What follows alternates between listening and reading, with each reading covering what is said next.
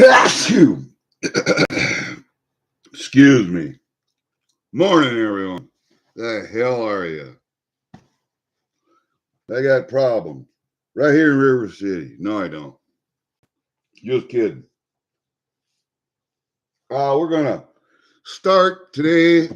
We're going to discuss my thumbnail. I got an idea last night talking to Frostbyte, and we'll go over that in a little bit. But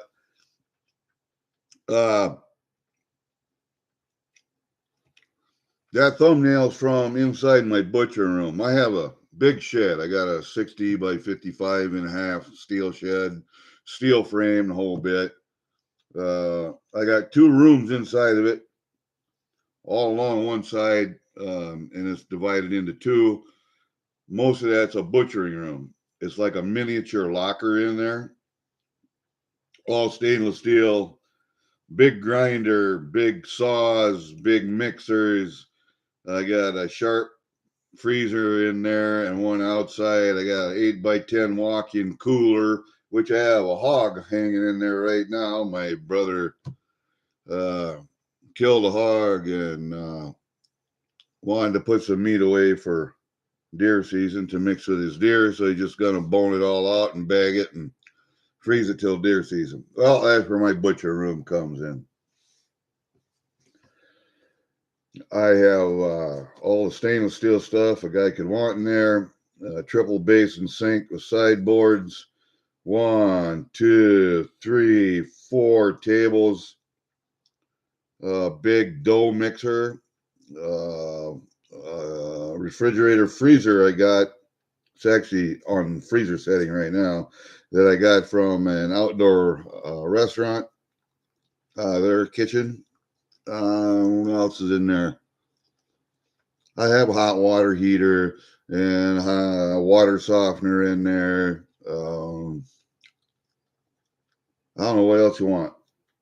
Anyway, I thought maybe if there was any interest, I would start doing videos on butchering animals, how we do it, and how you can do it too on your kitchen table. I don't know.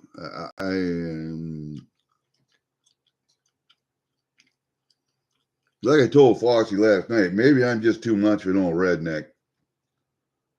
But I used to pick up fresh road-killed deer and take them home and skin them in the garage and gut them, and we would take the usable meat, I and my wife, because we didn't make a lot of money when we were first married. And usually we get enough to fill up a refrigerator freezer anyway of good meat, and we would butcher that on our kitchen table or on a countertop in the kitchen, and we do it little bit by little bit, quarter at a time. So, you know, I think maybe I'm too much of a redneck. So, yeah, you're looking at my legs right now. I'm sitting back right now. All right, let's that thumbnail. Yeah. Hey, actually, I rent out that butcher room. You know, if you want to rent it out, you can. It's $100 a day, and the walk-in cooler is $10 a day. So it costs you $110 per day. Usually, you want to hang beef for a couple of weeks, so you know you're looking at $140 to hang a beef for 2 weeks. But you can get 26 deer done in a couple of days, 2 days, easy, tops, 3-4 guys. We've done it. Me and my two brothers, we sit there and we'll cut up deer all day. So, yeah, it can be done. And I'll rent it out. But, hey, I don't have a whole lot of steady income from renting, so maybe I'll just do some videos and see if that gets me more likes and shares and watch hours, and maybe I can become monetized and commercialized. And yeah, I don't hold much hope for that. All right. Here's what we're going to do. I'm going to open up a package because today is Juneteenth, which has got to be one of the most useless friggin' holidays I think I've ever heard of.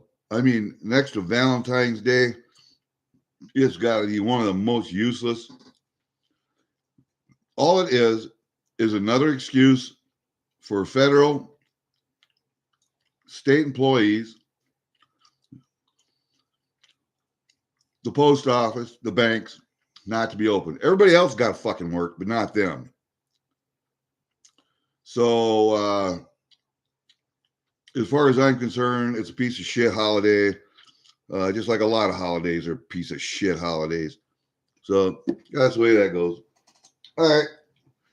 And then, like I said in my intro, not a lot going on today. Why? Because I don't have time to put the brakes on my truck before I have to go to a concert tonight. And tomorrow morning, I have to go down and see my daughter to fix her riding lawnmower. So I got time to do this. And because I was up so late this morning with Frostbyte and Great Scott and Tiger, I just decided to sleep in this morning. So I got up late, got some coffee around, went out and checked the mail, even though I knew there wasn't going to be any out there. I needed the exercise anyway. Yeah, I'm going to do this video. I was going to put brakes on my truck. I did the front ones the other day. I got to do the back ones, but I can get by with them like they are for right now. So I'll get that done. But tonight I have to go to a concert. I'm going to see Bachman Turner Overdrive again at the historic Surf Ballroom and Museum in Clear Lake, Iowa, where I go see a lot of my concerts.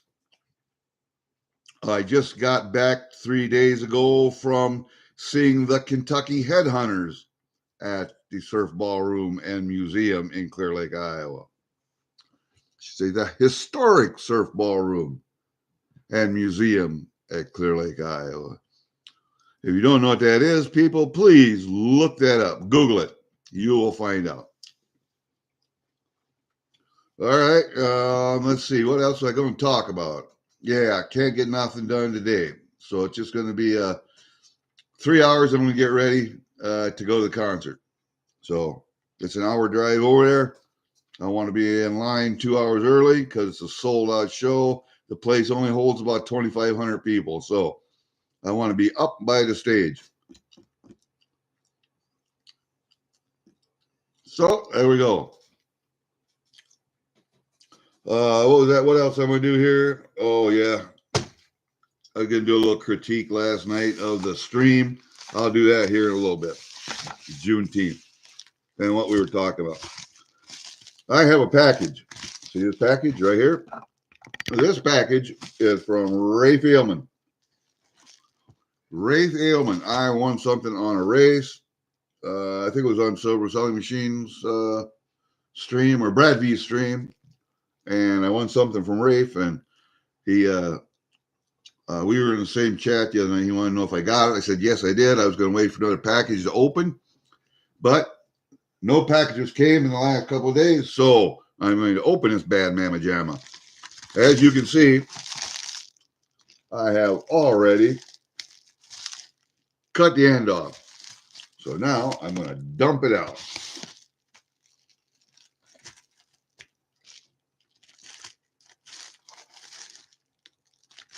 And there you go. Nothing left. All right, we'll reuse it. I'll reuse everything. All right. I got to get my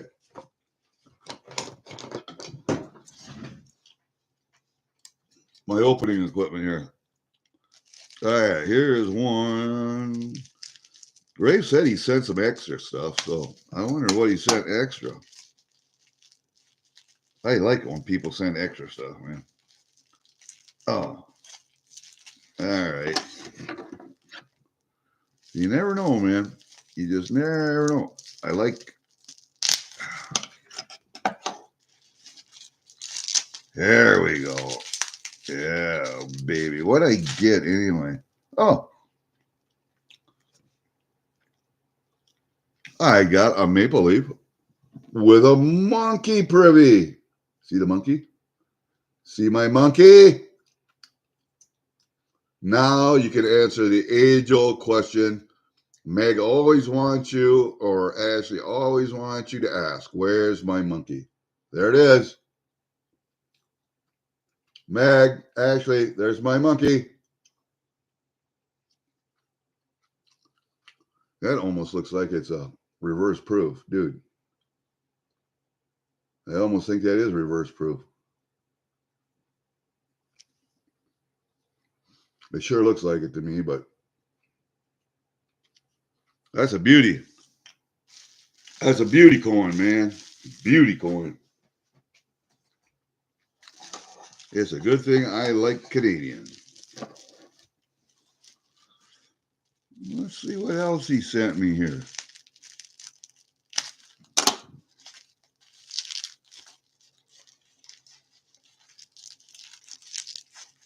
He said he sent something else, so I'm not.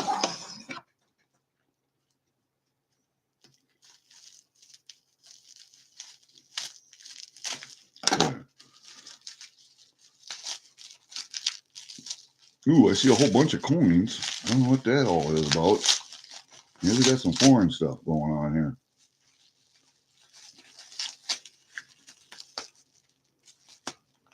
Okay.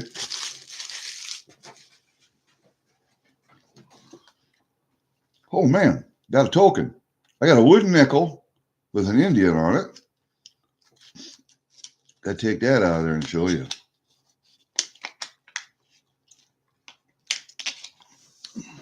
Like my Indian coins. Look at that, man. Hey, a wood nickel. Cool. This one is from Coin Club. Oh, shoot. I'll read it to you. This is the Muskogee Coin Club. 34th Annual Coin Show. March 14th and 15th, 1981. And it says right here, Chairman Mike Littman is in the Trade Center in Columbus, Georgia. 1981. Cool. That's really neat. I like that. All right, what else we got in here? Oh, I got this one coin. I think I won this one, but I think he sent some other stuff in there too.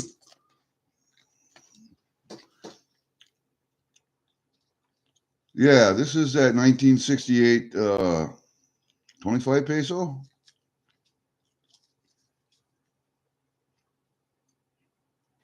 Oh, it's Olympic coin, yeah. It's the Olympic coin. The Olympiad, Mexico, 1968. Yeah, Mexican Olympic coin.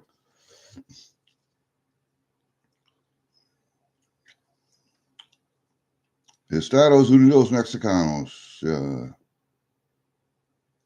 Says, I think it says in that little, yep, 25 pesos. And it is 0.72 silver, so 25 pesos, 0.72 is Olympic coin. Coolish. I don't know. Maybe you can't see it very good, but let's see if I can get it down there and in here for you. There.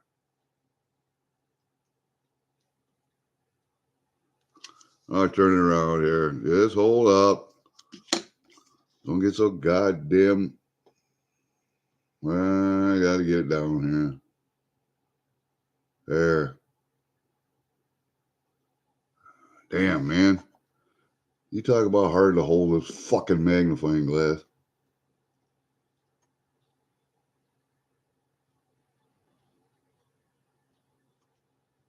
There. That's better.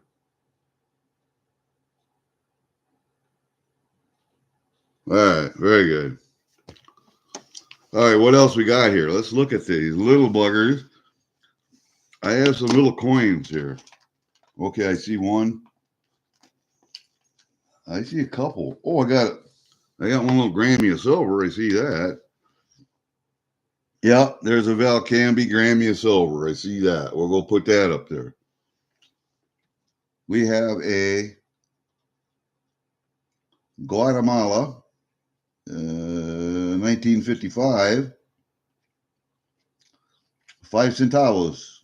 Yep, Guatemala 5 centavos. Oh, I got a Buffalo nickel. It's not a 3-legger. And is this one a 2 or a 3? This is a 2-feather. 2-feather Buffalo nickel. Okay. We have a wheat cent.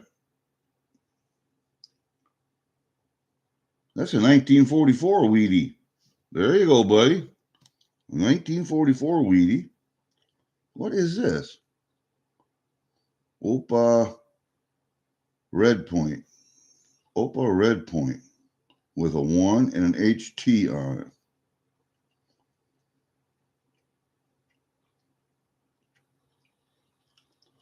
Well, if anybody can, I will try and do this for you. But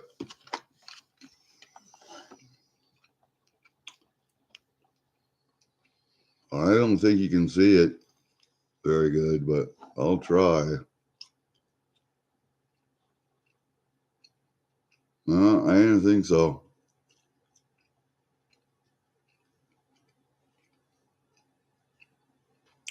I didn't think so. It feels like cardboard. But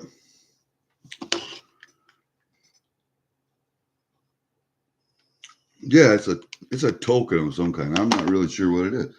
So we'll put that there, plus my copper nickel. And then I have this thing with a hole in it. And it is you got to look hard in here, but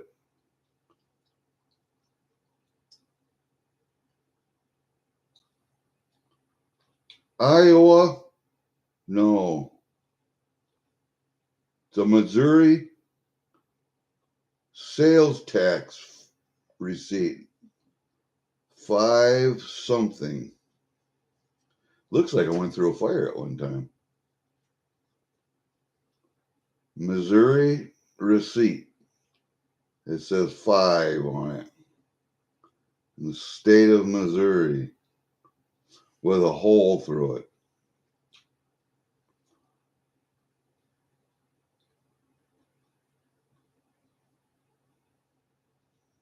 Sales tax. Missouri receipt 5. I don't know what that is from, but that is one cool, that's one cool little item there. You can see the outline of the state of Missouri there, but it says tax receipt on it.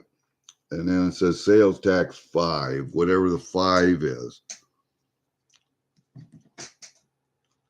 And that's metal, dude. That's metal.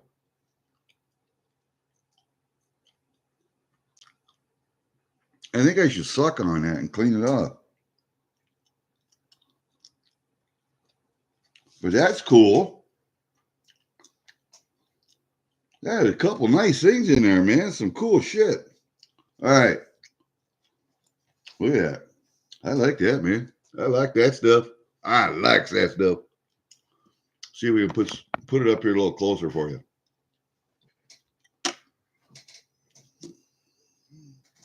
We'll get a couple of stands for you.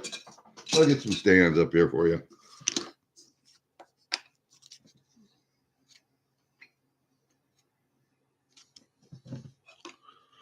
Okay. There's my monkey, Meg. There's my monkey. Oh, gotta go this way. Yeah. No, gotta go back. Yeah. All right.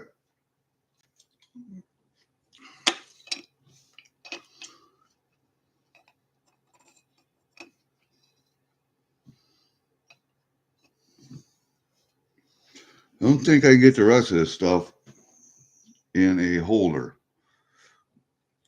So we'll just lay it right down there.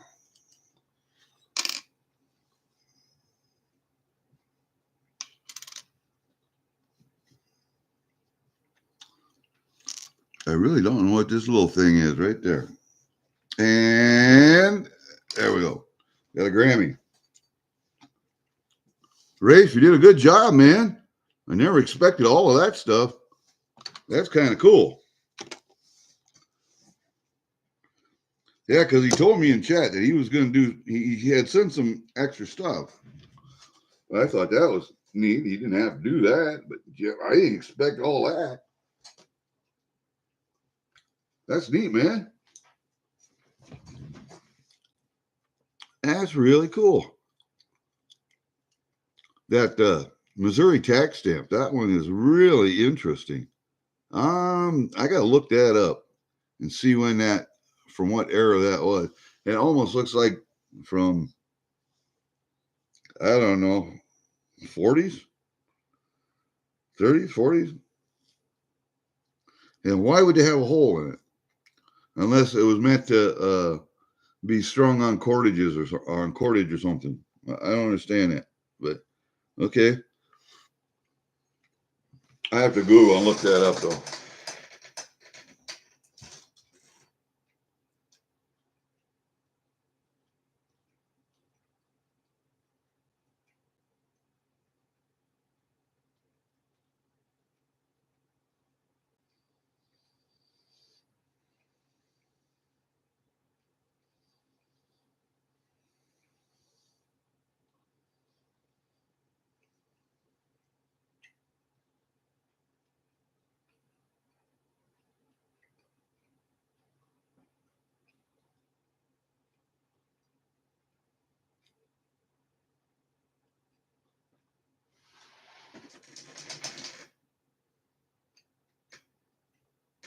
Yeah, that was kind of cool, man. Man, yeah, I was just daydreaming there for a second. All right, we'll put some of that over here. The both of these coins right here, they go out in my stack. I collect the old Mexican silver, and that's old Mexican silver. What year is that anyway? What I say was 68. Yeah, 68. And that's old enough silver for me from Mexico. So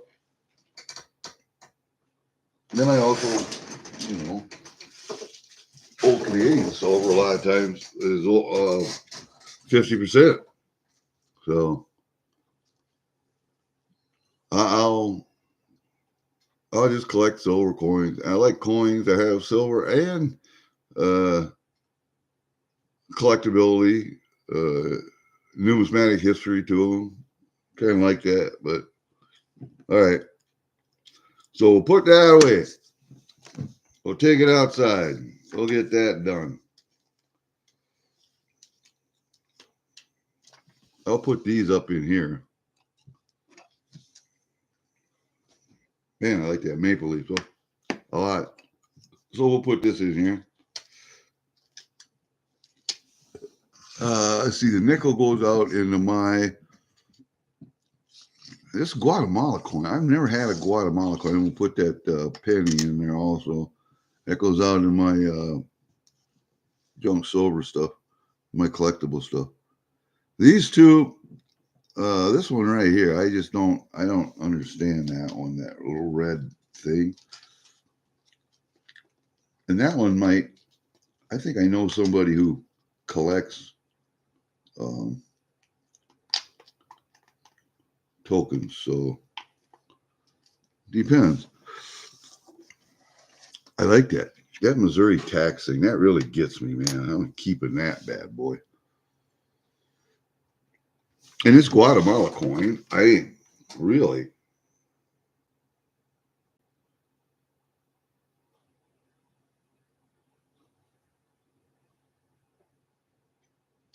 Hey, that's silver also.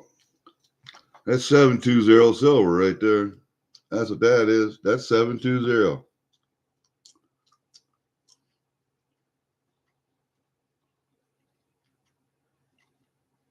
Yeah, if you look on this side, here, let's get this out of the way. If you look on this side, it says the Republic de Guatemala, 1955, 0.720. And on this side, it says 5 centavos libre.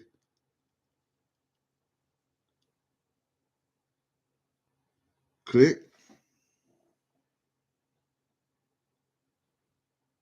Cresca. Fecundo. Libre. Cresca. Fecundo. I don't know. Nice picture of a tree. I don't know. Liberate. Cresca Fecundo. I don't know that or what that is. I'd have to have that interpreted for me. It has its constitution on the seal. A rifle, cross swords,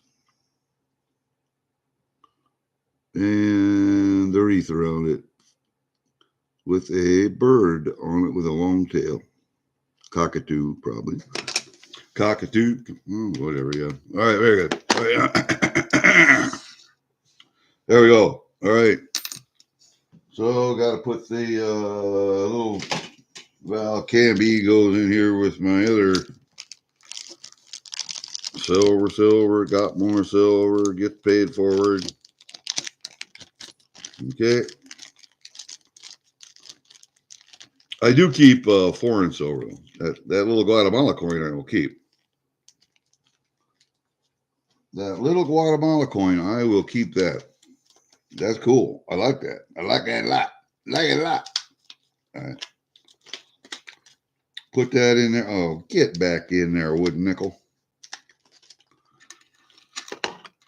And then we'll put that tax receipt in there also with that. And then the buffalo nickel and the wheat penny, that'll go out in my old constitutional stuff. I like that a lot. And I really do like this. I really do like this maple leaf, man. That's just beauty.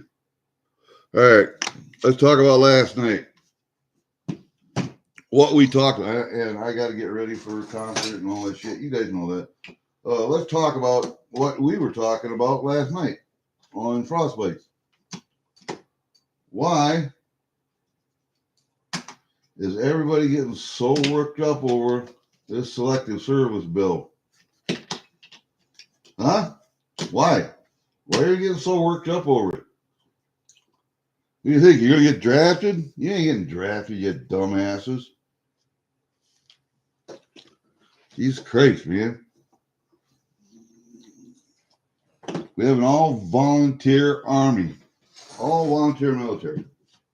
We have had since 1975.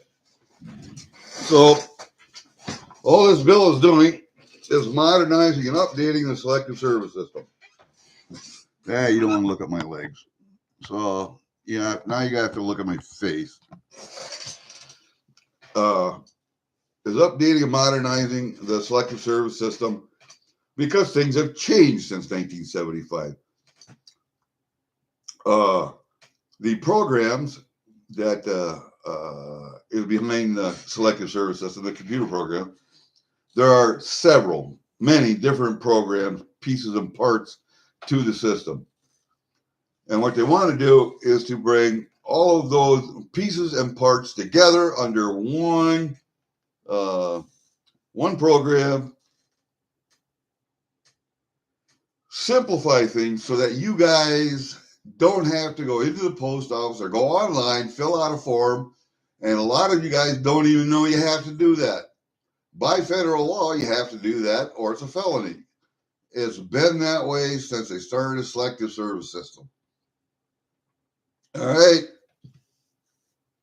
So this way, when you go to apply for a government-backed college loan, or when you go to get a driver's license, or when you go to register to vote, or when you do anything where you have to register with the United States government, you will automatically be registered for civil service, and you don't have to or selective service, and then you don't have to do it. So it takes the chances of you inadvertently forgetting or not knowing or all those other excuses. They won't exist anymore because you'll automatically be signed up for selective service.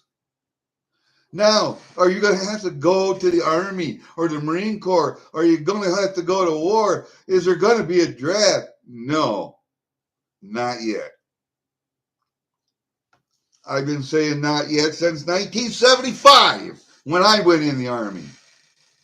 You friggin' idiots. When I went in the Army in 1975, it was still Vietnam. 30 days after I signed my enlistment papers, Vietnam ended officially. Right? I didn't get drafted. I was supposed to sign up for selective service a year before that when I turned 18. I did not know that. I thought you had to be a high school graduate. No, I was mistaken. When I went in to sign up for selective service at the post office, now remember, this is a little town of 300 people.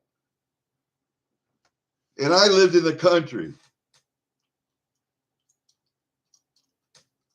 The postmaster says, "Where were you a year ago?" I said, "I was still in high school. I was a junior in high school." "Wrong," he said. "That's illegal. You broke the law. Sign the papers." So I signed the papers. He let me go. Let me do my thing. Doesn't matter. 2 weeks later, I enlisted anyway. Stupid shit. But that's the crap that can happen. I didn't know that. I thought you had to be a high school graduate. No, you had to be 18, whether you were in high school or not. No matter what you were doing, when you turned 18, you signed up for selective service. Still the law today. All right? And it's still a felony if you don't. It's still a felony if you help someone to evade signing up for selective service. All right? You're an accessory. So, you have to sign up for selective service. Now, what that's going to do is just make this easier. It will take the onus off of you and put it on the program to sign you up. All right? Also, what does this do or not do? Does not put you in the Army or Marine Corps or whatever.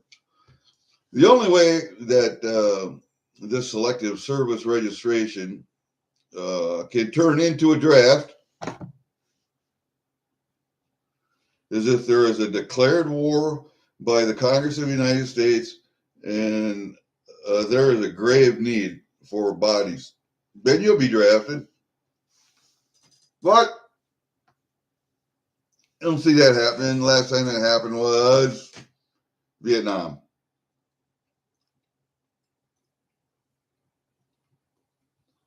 All right. So what else is this thing not going to do? Well, it's not going to register women yet. And in my opinion, it should. Because every person in this country should do 2 years of service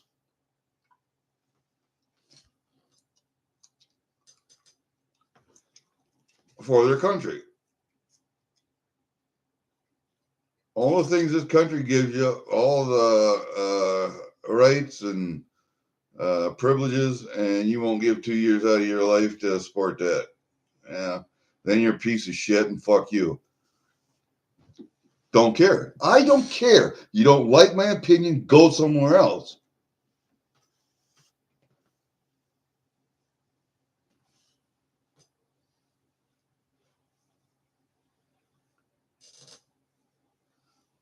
what's happening is the same people that won't go and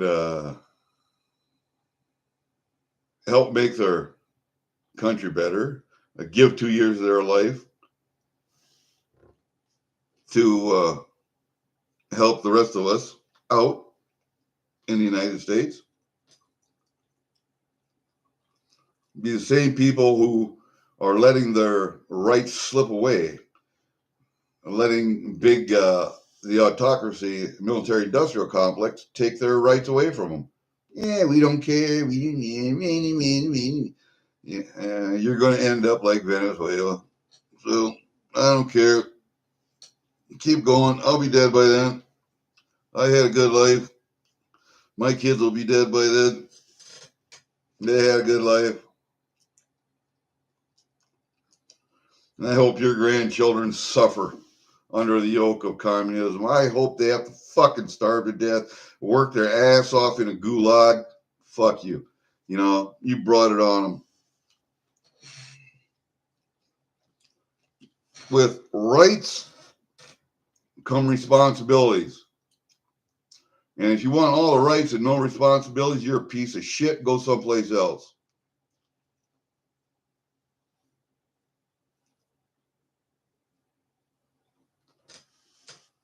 As far as women signing up for selective service, you want equal rights? Then you take the equal less. Sign up for selective service. It should be the law. Right now, women can sign up for the military. Completely, strictly voluntary on their part. Don't have to sign up for selective service. Men, on the other hand, strictly voluntary today, sign up for selective service or sign up for the military. But under penalty of law, they have to sign up for selective service. Women do not. Why? Why? If you want equal rights, you need equal responsibilities. That's just the way it is.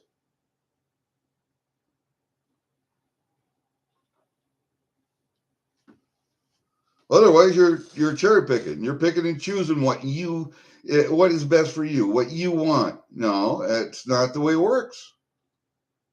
Not the way it works at all. You want equal rights, you take the equal less. Look up the meaning of the word equal. All right. But right now, women do not have to sign up for selective service. They haven't had to up until this point, and I don't see them changing it. Why? I don't know. But that's what it is. So basically, what this bill is doing, and in part, it's driven by low recruiting numbers. It's driven by low population in the military. But we've had low populations before, and we've built it back up. Depends on the presidency, administration, and what they want to spend money on. Okay, great. But the thing that it is doing is streamlining these different programs that are part of selective service, bringing everything under one roof, under one program, under you know the government can't do anything worth a shit.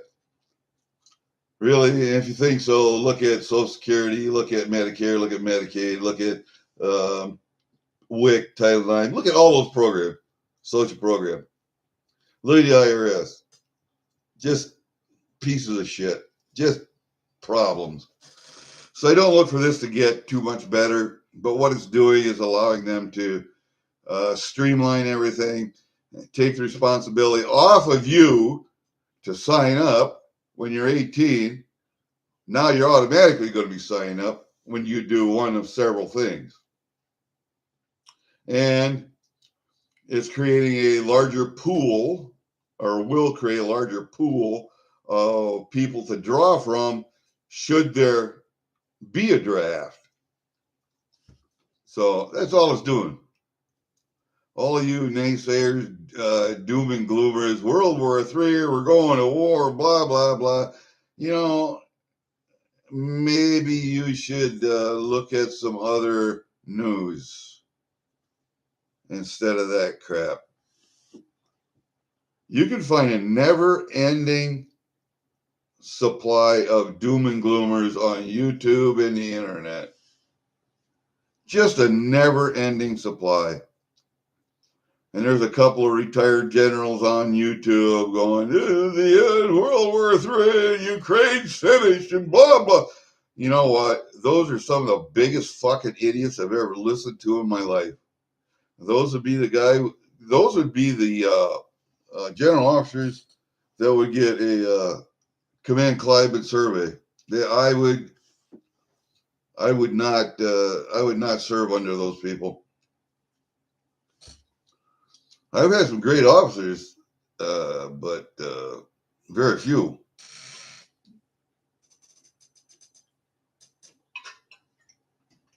Those guys are just trying to make a name for themselves on the internet. Couldn't make a name for themselves in the military, so they got to do it on the internet by being bombastic and being the world is going to end kind of person. You know, it's just, I don't know. Those people are stupid as shit. But hey, I got to meet Tiger last night online, of course. Great Scott, I have seen before. I think I've been on stream with him before. And who else did we have last night? Frostbyte, yeah. I done interviews with Frostbyte, and I haven't met any of you guys personally in real life, but it is very nice to get to talk to you instead of typing on a keyboard and in chat. But it's very nice to be able to talk to you about things, and actually see you.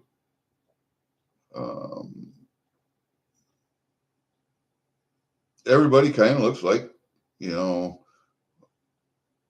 well, I'm going to put it like this. Sometimes you get an accurate impression of what people look like by their voice. Most of the time you do not.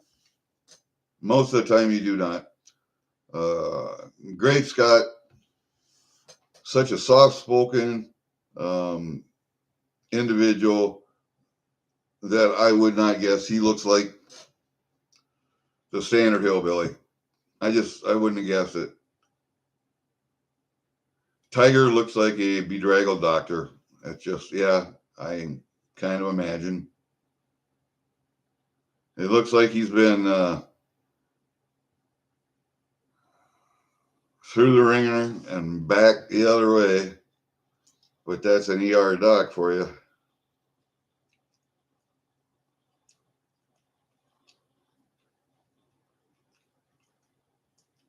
Frosty, I don't remember what I thought you looked like before I actually saw you. Can't remember. I just can't remember, to be honest with you.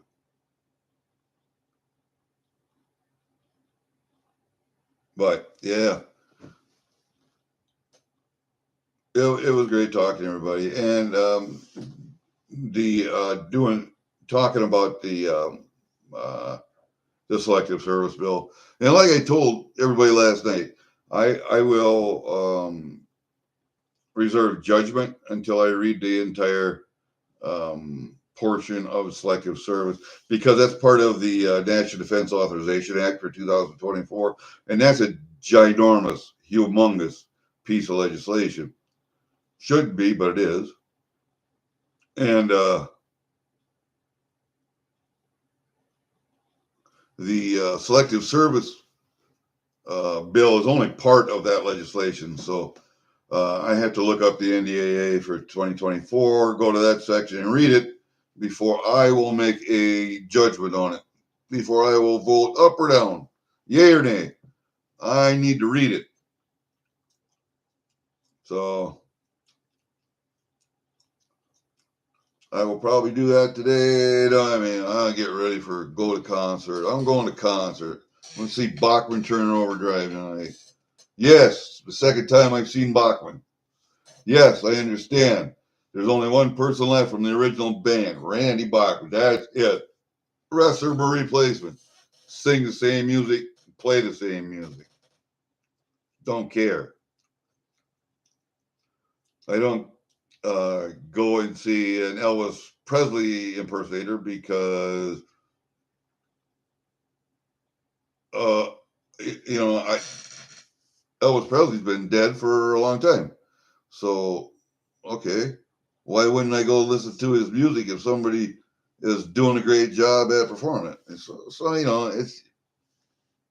yeah, I understand it. Okay, how about 4 nights ago when I went to go see Kentucky Headhunters? All the original guys. Bass player, lead singer, both guitar players, rhythm and lead, the drummer, everybody original in their 70s, late 70s. Started playing in 1968. I started listening to them in 1975, 76. 8 years later, let me see, 64, 74, 68,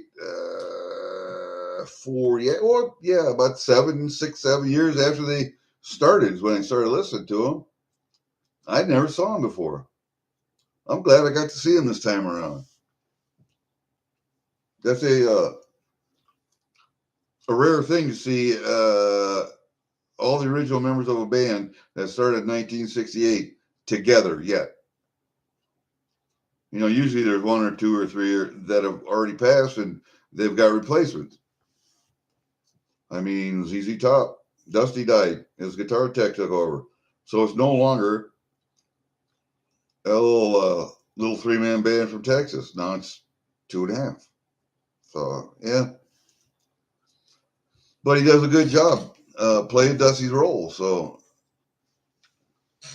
now when they replace all 3 of the members, then I might not go back to see him anyway. I've seen ZZ Top a couple times. So I'm just trying to see bands that I haven't seen or haven't seen in a while. Before all original members die. I didn't get to see the Who or the Guess Who. Did you see the Guess Who? I think I did. I have to look. I didn't get to see the Who. I didn't get to see the Rolling Stones. I didn't get to see Janis Joplin, Jimi Hendrix. A little too young yet. I was only 13 during Woodstock. Even though I wanted to go. But I still like my 60s music. 70s. I grew up with 70s music. That's really where I cut my teeth, was on 70s music. Pink Floyd, Led Zeppelin, Deep Purple.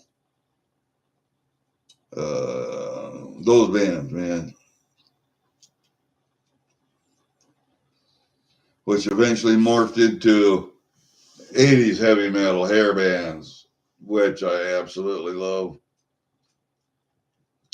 90s was a decade of AIDS, and you had a lot of music put out, but it was all sad, woe is me, oh poor me music. I hated that decade. Then we got into the 2000s and we started to get some good shit there. Metallica, Motorhead, great bands. Even some thrash bands were pretty good. I'm not a big thrash band aficionado, but some of it was pretty good. I'll go along with some of it.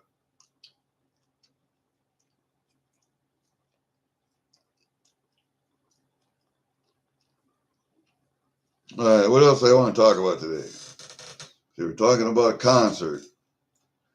And the historic Surf Ballroom and Museum in Clear Lake, Iowa. the last place where Buddy Holly, the Big Bopper, played before their plane crashed just outside of the Mason City Airport.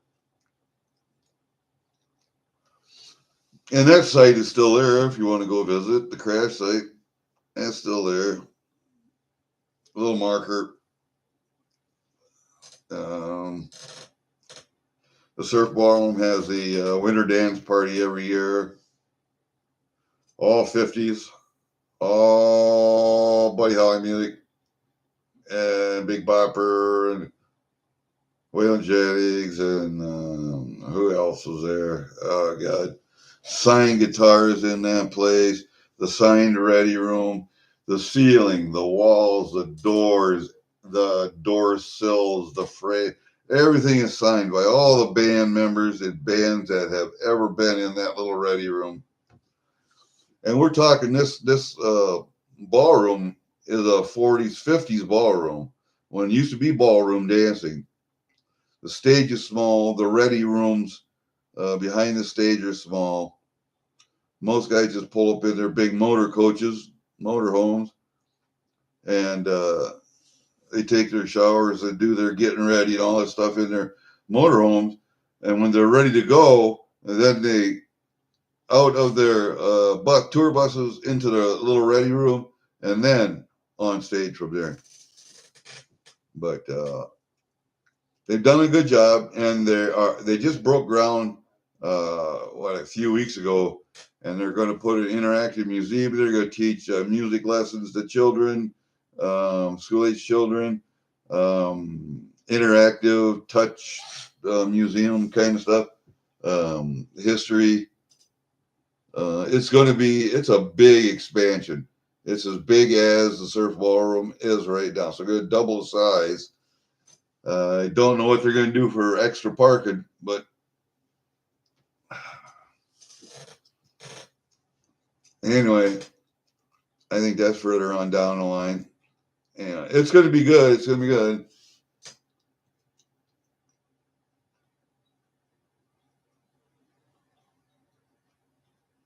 Let's see what else I want to talk about today. We talked about civil service bill, which is what we were talking about last night. We talked about something else last night. We talked about a lot of crap.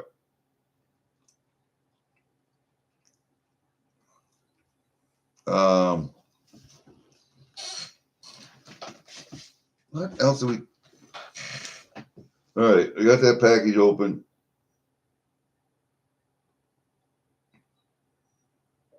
Oh, if you guys, I try to put a little handwritten note in every package. I got like 8 packages out in the truck that's got to go. They couldn't go today because there's no mail today. Bank holiday, Juneteenth. What a piece of shit holiday. Tell me, people, what are we celebrating with Juneteenth? Huh? What are we commemorating?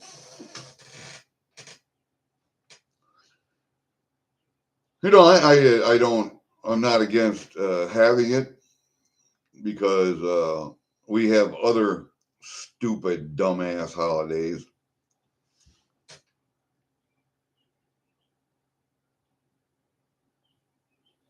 But Juneteenth, why do we call it that? I mean, to me, that's dumb. If you're commemorating something, like say I'm commemorating Clam Day. I like river clams. I like clam cookouts, clam bakes. Call it the National Clam Memorial Day instead of Juneteenth.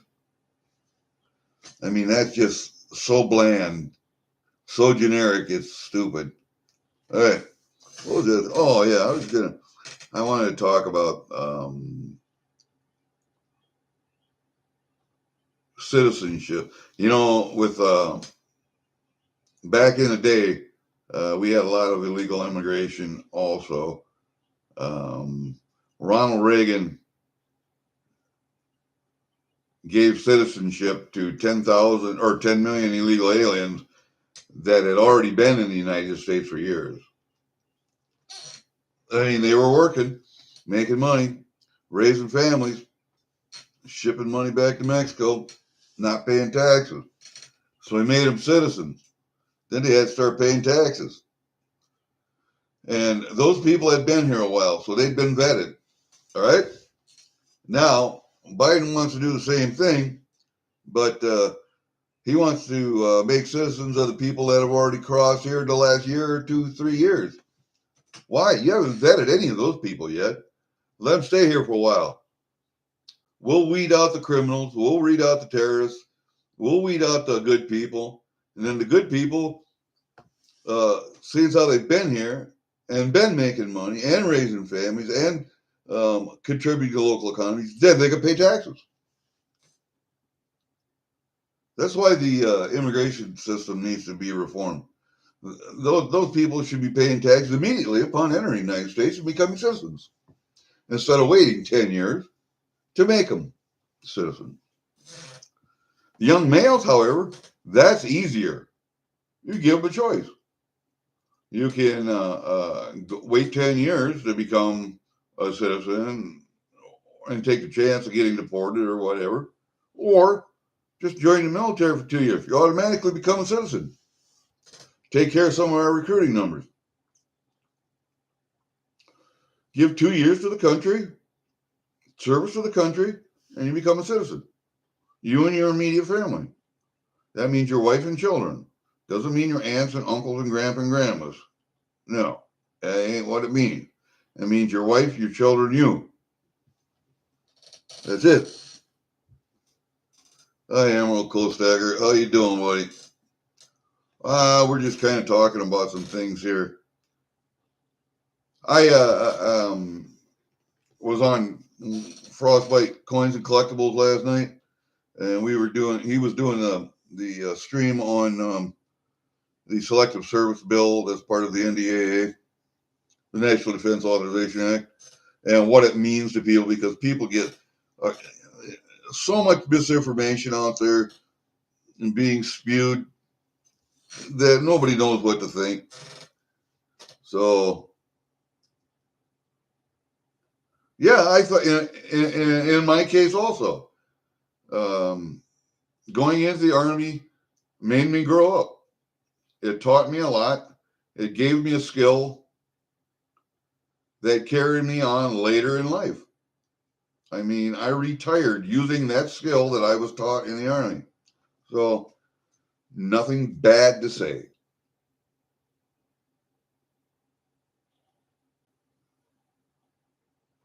And I think, well, that was one of the things I was going to get to. Back in the day, when was it? 60s, 50s, 60s, 50s, I think. We had this thing called the Conservation Corps, where a person could volunteer to go work on national parks, improving and upgrading national parks, and wetland projects and other, planting trees, reforestation, stuff like that, taking part in studies, endangered wildlife studies, BLM bureau or burrow and horse roundups, those kind of things. You know what I mean? We had a conservation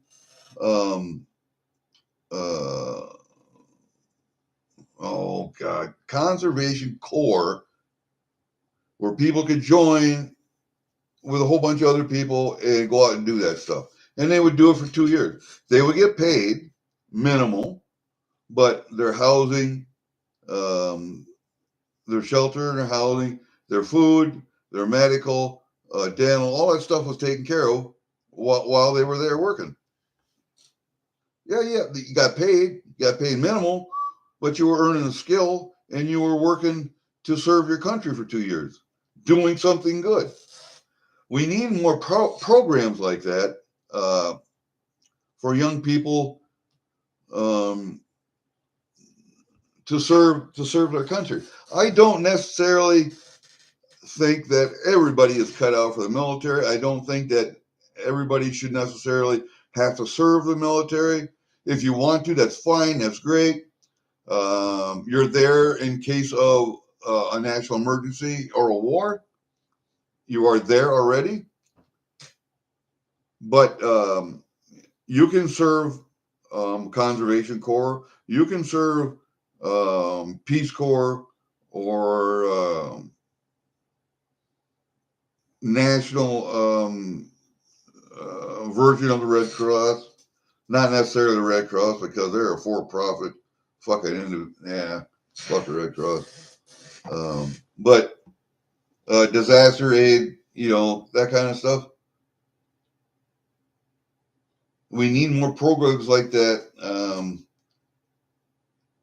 I hate to say it, at the federal level, but the federal government's never been good at running anything. So I can see that being another boondoggle. I don't know. Caught between a rock and a hard place there. Maybe they could do it at on the state level with federal backing and monies, and just leave the administration up to the state. And then that Conservation Corps state chapter will work on state projects. That might work. And then people could volunteer to work on federal projects, and federal parks and monuments. That could work. That could work. But there has to be more ways to serve your country than just the military. And I'm sure there are. You just have to dig them out. But that's what everybody thinks about. Like, oh, you got to serve your country. We got to go in the Army or the Marine Corps. No, you don't. We have the Coast Guard. We have the National Guard. We have the Reserve Forces. Army Reserves, Marine Reserves, Navy Reserves, Air Force Reserve, and I'll bet we even have a Space Force Reserve now. If I was going to enlist in the military right now, again today, I don't suggest anybody do that, as woke as the military has become and is becoming.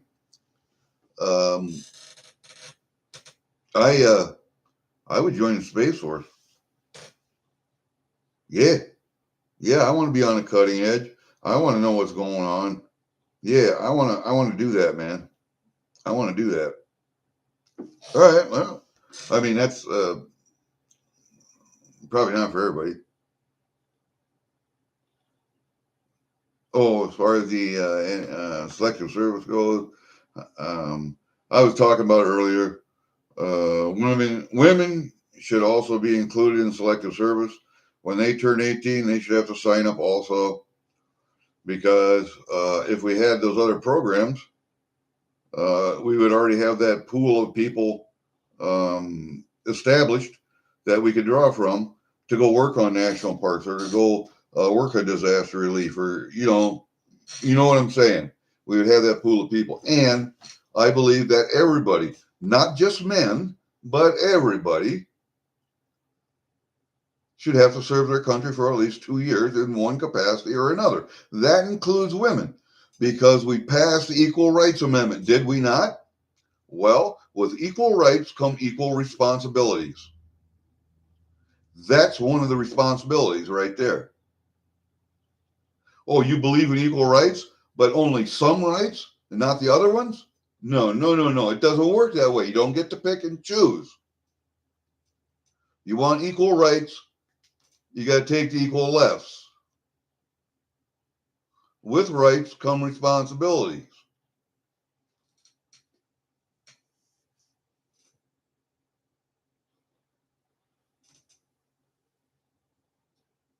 Yeah, Space Force is going to be damn interesting in the next 20 years. I can't think of any other place I would rather be in the military than right there, to be honest with you.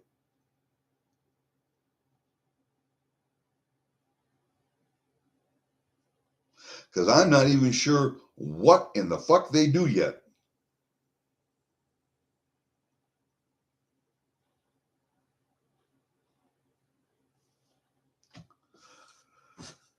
I'm sure I can look up the official.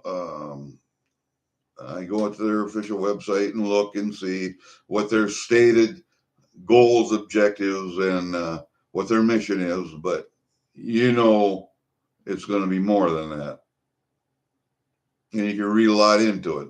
So, yes, they are an arm of the United States Air Force. Why did we establish the Space Force? We have NASA, and I imagine NASA doing the same thing, or Space Force doing the same thing as NASA. Okay.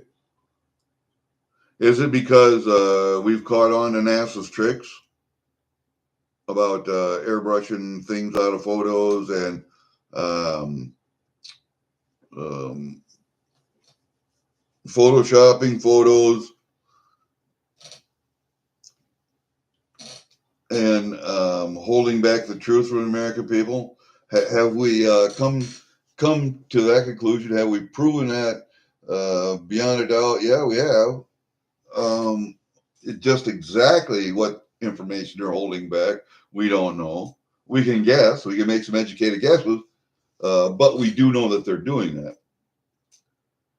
So NASA, I think, all of those scientists we brought over under Operation Paperclip, the Nazis that we brought over from World War II, they're all dead or dying out.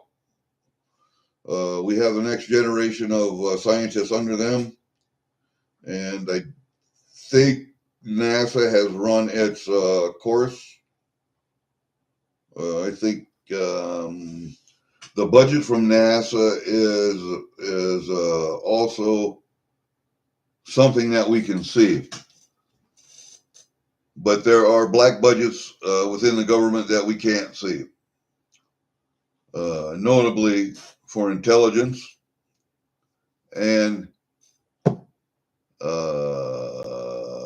Air Force military.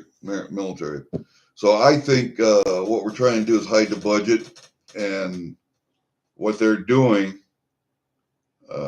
by creating the Space Force. They're going to do everything that NASA's doing. NASA's going to be disbanded or will be there just as a nominal think tank or research tank. But all of the rights and responsibilities, I think, will go over to the Space Force. And then their budget will be blacked out in certain areas. That's why I think we're going. It's hiding the money. In my opinion, that's what's happening. But you tell me if I'm wrong. I think the U.S. government's hiding money or will hide money.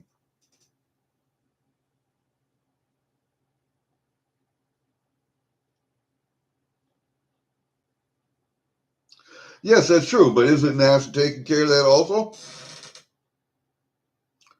NASA in conjunction with the United States Air Force. All right. So now we've created the Space Force. We don't need NASA anymore, correct?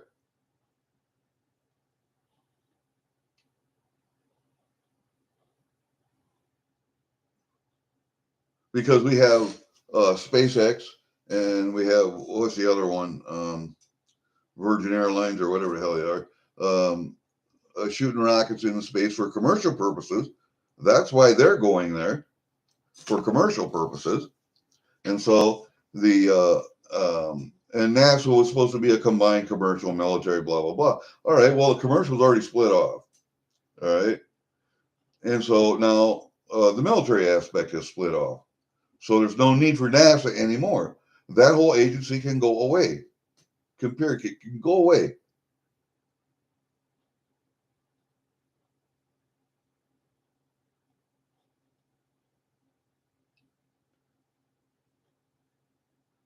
Well, why does the Space Force have to manage anything to do with uh,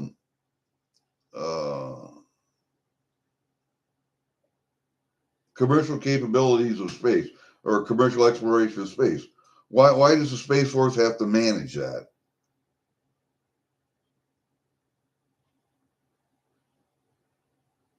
Space Force should be an arm of the armed forces, one branch of the armed forces. They shouldn't manage shit. Regulating is a job of the federal government or the states, depending on whatever. But um, Musk and Virgin and SpaceX, that's all commercial. So that should be regulated by the federal government, not Space Force. Space Force is military, not commercial.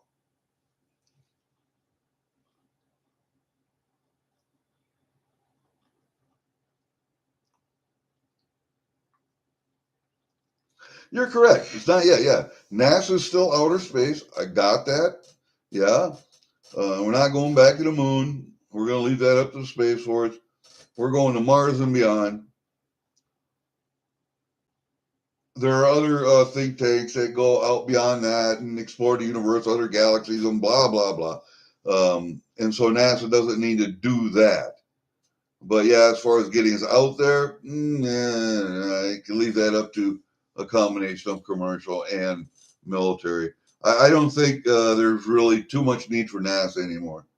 I think the job that NASA was doing can be sloughed off to the military, to the Space Force, and to the civilian side, SpaceX and Virgin and whoever. They can take care of the commercial aspect of near space or outer space. The Space Force can take care of, yes, orbiting weapons platforms, all the orbiting stuff, as far out as to, well, the next planet, out to Mars. As far as a weapon can shoot, or as far as a weapon can go, and still affect Earth. So, yeah, I can see the Space Force being the, let's call it the inner fence, NASA being the outer fence, and then we have Musk and um, uh, what's his face with Virgin doing the commercial exploration. It's going to be the same thing as here on Earth, except for it's going to be bigger and out there. That's all. I mean, think about it. Think about it.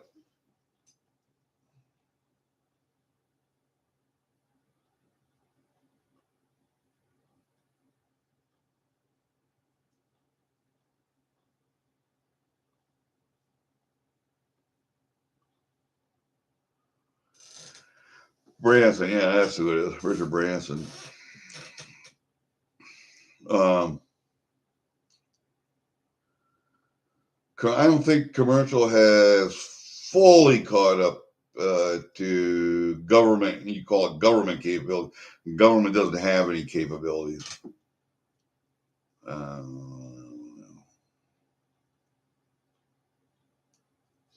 Boeing and Northrop and those companies, those are all civilian companies,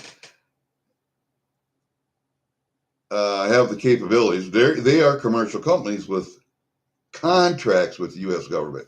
The government doesn't own those companies, corporations.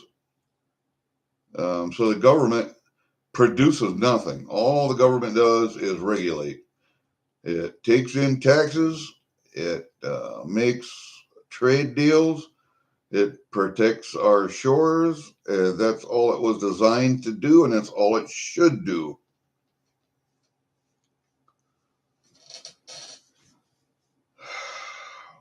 Now, protecting our shores also includes protecting our cyberspace and our outer space. So, as capabilities and everything is pushed, technology is pushed further and further and further, government's going to have to take a leading role in regulating those activities and industries, not controlling them.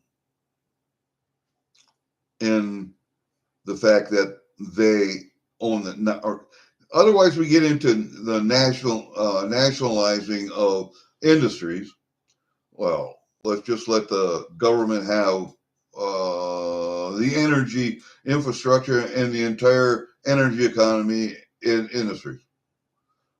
See, what we're doing is what a lot of South American and African companies have done. We're nationalizing uh, everything within the government. Let the government own it.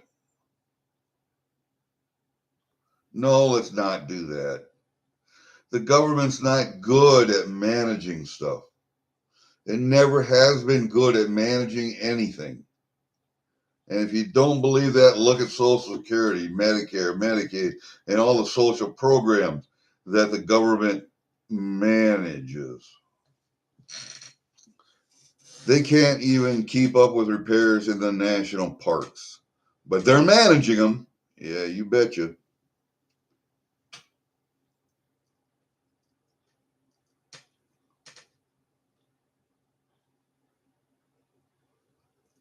No, I see NASA going away, and maybe not going away, but will not be a branch or an arm of the federal government. It will be might still be, but it'll be more of a research organization and not a hardware type organization to create the rockets to get us to the moon and the programs and the all the computer stuff to get us there and back. I think they will be more theoretical, more research oriented than they are to the practical physical aspect of getting us someplace, to the moon, to Mars, whatever. I think the Space Force is going to take that over pretty much. I think Space Force starts as orbital stuff, inner space, so to speak. I think their responsibilities and what they do is going to encompass more and more and more as time goes on. And as that happens, I see NASA becoming less and less. So,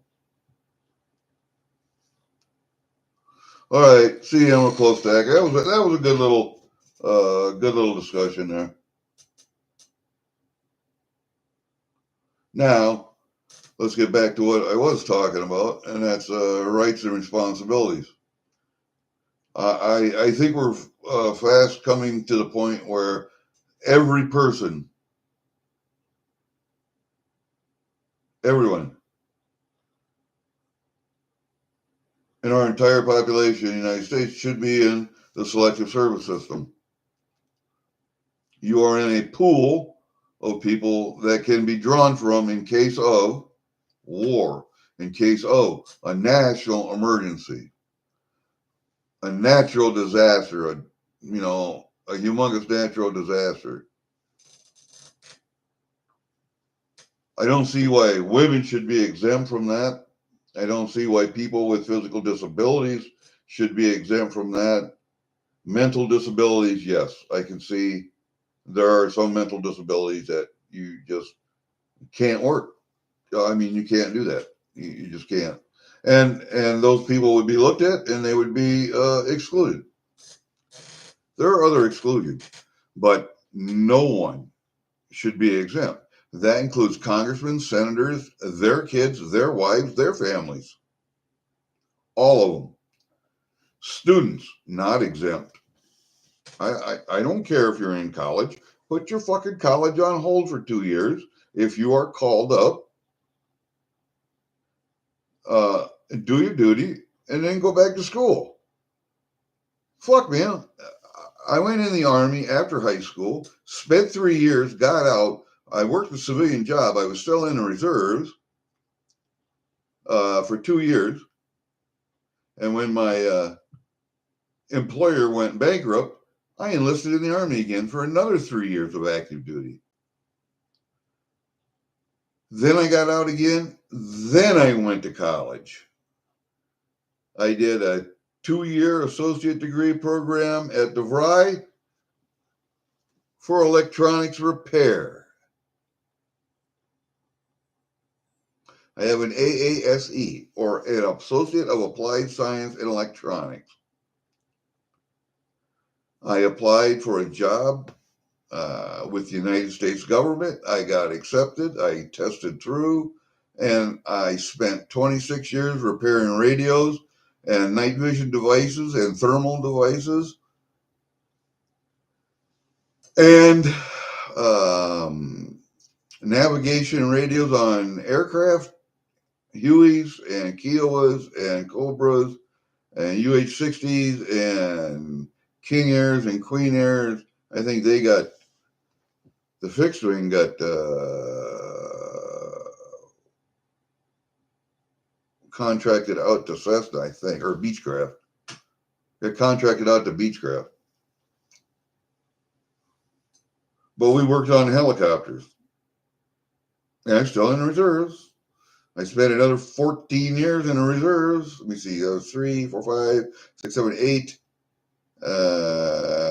Another 12 years, 13 years in the reserve.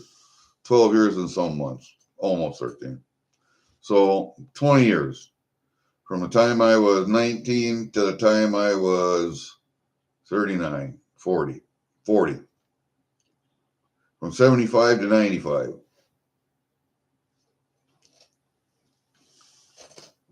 And I worked 26 years as a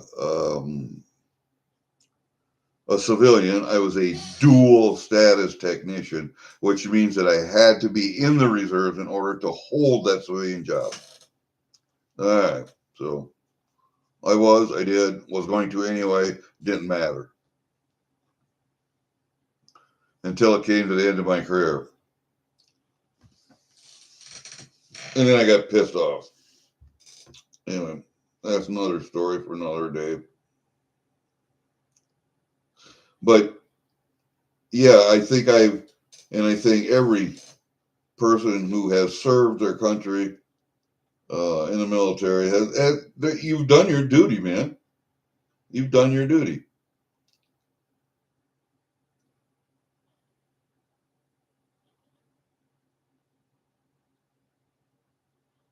You know, back when the country was founded, only landowners could vote.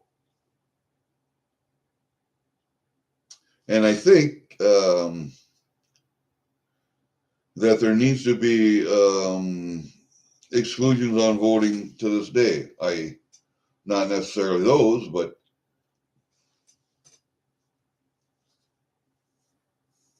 see, women can own land now, right? Whether you own it or not, it's another thing. But if you're married, like I am, my wife owns half of this property. Half of it's hers. She's on the deed. She's on the bank, was on the banknote. She's recorded in the recorder's office. It's in our will. So she's a landowner. She went to college. She got a bachelor's degree. She works at a nursing home. Has worked at nursing homes all of her life. Had dreams of becoming a PT, a physical therapist, but the grades weren't good enough. So she did not get into the PT program. So had to readjust, re-aim. And then plus she stayed at home for 8 years, while our daughters were young and before they went to school. Once they got into school full time, then my wife went back to work full time. Yes, we had some daycare expenses, but not a lot like we would have had if she went to work immediately after giving birth. And I don't think that's a good thing. Yeah, money was tight. Yeah, had to give up shit. But yeah, we could do it. I think you can still do that if you want to, but you got to give up some shit. Oh my God, I have a hair on me. Where is it? Right there. Beard hairs. Don't you love them?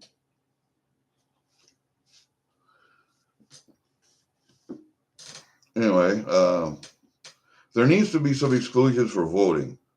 You need to have a dog in the fight in order to vote, in my opinion.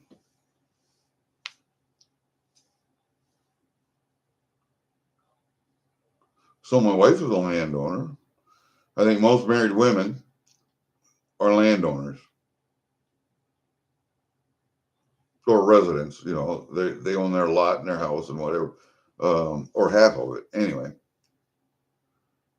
And then divorced women probably own part of their house or home. And if they had to sell it as part of a divorce settlement, well, then you can always buy back. But you were a landowner at one time. So you had a dog in the fight. You're paying taxes. You're working. You have a dog in the fight. If you're not paying taxes, I'm sorry, you shouldn't be able to vote, period. And I think you should have to wait until you're 21 years old, at least. Well, I'm going to say a little bit older than that, until you're out of college age. I would say maybe 24, 25 before you're allowed to vote. Because younger than that, your brain hasn't formed yet. Your reasoning abilities have not formed completely.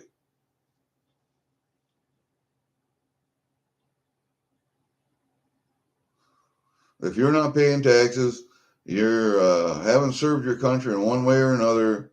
You're not a landowner, and I can find some other things that would allow you to vote.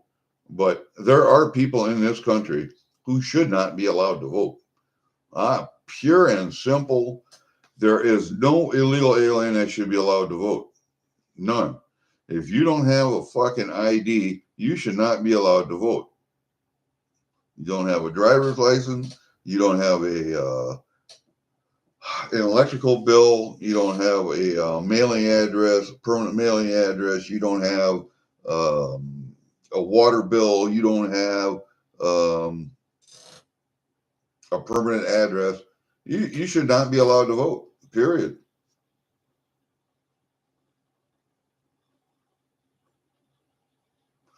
I can think of other things, but that would allow you to vote and allow you to not vote. This one man, one vote bullshit, just because you're in this country, no. I'm sorry. You have to have a dog in the fight. And if you don't have a dog in the fight, you shouldn't be allowed to vote.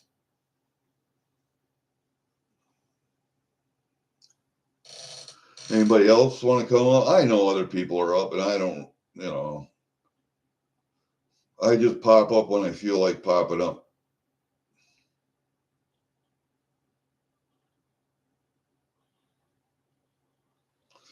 I was going to be on Supreme Ginger Stacker. Then I told him that I couldn't because I was going to fix my truck.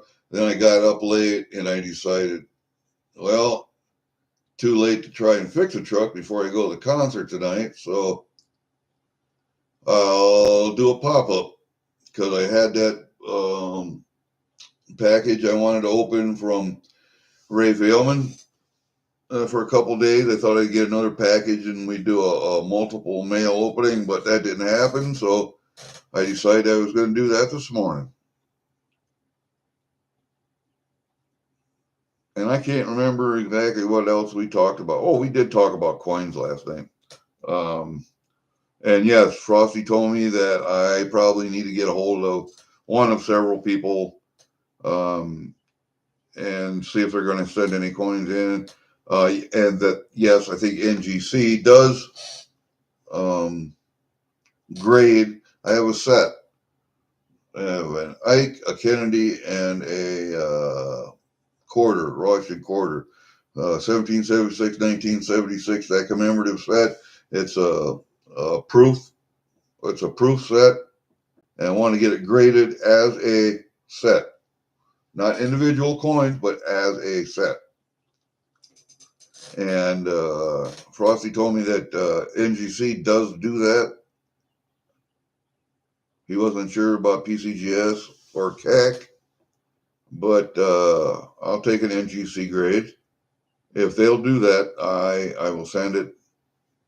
But I would like to send it with someone who's going to send a bunch of coins in. That way, you get the discount for volume. So I will get a hold of Joey Durbin. Matter of fact, I'm going to have to email him this morning. Talk to Joey Durbin, and holy crap, it's 2:54 p.m. Almost 3. I got to start getting ready. It's going to take me an hour to get over there. I want to be in line 2 hours ahead of time. So here's what I'm going to do. I'm going to end this stream. Go take a shower, get ready. Anything else you guys want to talk about, let me know. Email me. You want me to talk about stuff? We can do that. How do you like that nice M1 carbine in the background there? You got an 03A3 next to it. You got an M1 Grand next to that. Yeah, buddy. There's a Thompson over there too. You just can't see it. It's by the door. It's by the door frame in the middle. All right. Be good, you guys. We'll see you later. As always, live free or die. See ya.